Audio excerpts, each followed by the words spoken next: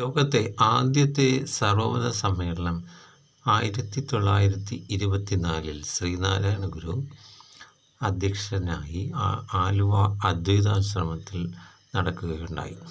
ലോകത്തിൻ്റെ വിവിധ ഭാഗങ്ങളിൽ നിന്നുള്ള വിവിധ മതങ്ങളെ പ്രതിനിധീകരിച്ച് ആ സമ്മേളനത്തിൽ പങ്കെടുക്കുകയും വാദിക്കാനും ജയിക്കാനുമല്ല അറിയാനുമാണ് മതങ്ങൾ സാഹോദര്യത്തോടും സ്നേഹത്തോടും മനുഷ്യൻ നന്നാവാൻ വേണ്ടി പ്രയത്നിക്കണമെന്ന് ഉള്ള സമാപനത്തോട് അത് സമാപിച്ചു.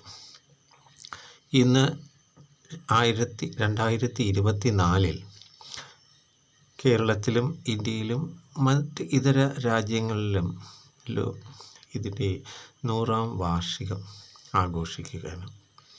ഇന്ന് നവംബർ 29,